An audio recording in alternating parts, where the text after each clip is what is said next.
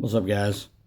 I'm going to show you my new winch that I bought. This is an El Cheapo winch from eBay. I give about $24 for this. It comes from California. I got it in 3 days.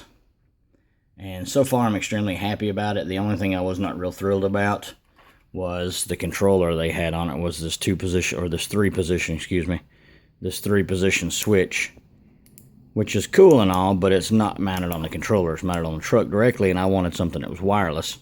So I recently acquired a DX4C, and I figured I could make my own winch controller out of a servo. Now, when you gut a Traxxas servo, this is what comes out: the motor, the potentiometer, and the circuit board.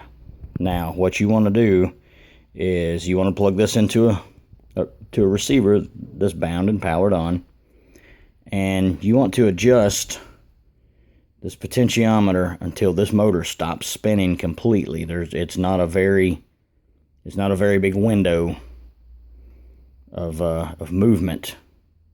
Not a very broad spectrum of movement there at all. So what you want to do is get that right in the middle, wherever it takes to stop movement. Make sure the motor stopped, and then put a dab of super glue on this potentiometer to super glue it into place to hold it. Now, after that super glue dries, you want to plug it back into the receiver. Confirm that this motor still does not turn, because if this motor turns, it will burn your winch up. And you're not holding me responsible for that if you're if you're a dumbass and don't do it right. So you want to super glue this and then confirm this motor does not turn. Once you confirm this motor does not turn, you should epoxy this. Don't use hot glue. Don't use more super glue. Epoxy this thing so there's no way it can turn, because if it turns, it will burn your winch up. After the epoxy dries, again, plug this back into a receiver and confirm this motor does not turn. If this motor turns, you're going to burn your winch up if you wire it up to it anyway. Now, after you confirm that this does not turn, you unsolder it from the board. There's 2 solder tabs right there. Those 2 solder tabs, one right here on the left, one right here on the right. This one's positive, the one on the right is negative. You can see the plus and the minus on the board. You want to unsolder that motor, which will leave you something similar to this. That is an unsoldered motor off of a board. Now, after you unsolder said motor, what you want to do is cut the end off of this winch controller that plugs in to the winch. See, your winch is nothing more than a 2-wire motor. It's a positive and a negative. I'm not sure which is which because they're both shrink coated black. I'd have to look, but either way, one's positive, one's negative. And what you want to do is make sure you cut the plug off that plugs into this one. This one just happens to be, I think these are JST plugs. I'm not 100% sure what they're called. And then you want to, after your board is epoxied like so, you want to unsolder your motor, and you want to solder your lead in that plugs into your winch. Now, all this board does is tell that motor how far and when to move. So by changing this to this plug, all you're doing is telling this motor when and when not to turn.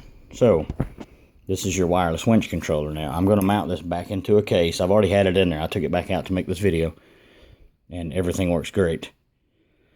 But after you wire this up, you're going to want to you have to have a 4-channel or a 3-channel controller with a 3rd position on the auxiliary channel, or a 3-position switch. So what you want to do, see on the DX4C, this E switch down here has a forward and a back, and in the middle is neutral. Now when I hook this up to my winch, forward is out, back is stop, back is in, and then stop. So it goes out, stop, in, stop, out, stop, in, stop.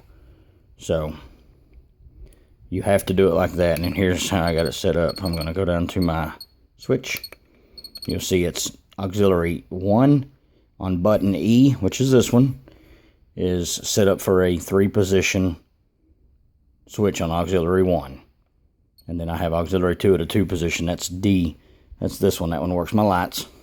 So, but you have to have that on a 3-position channel. I don't know how to do it with a 2-position. I'm sure there's a way, but I don't know. I didn't try it. So this is what I've got right here. That's the epoxy potentiometer. I've done some trial and error trying to figure out how to cut these off and still work. And that's actually what this one's for.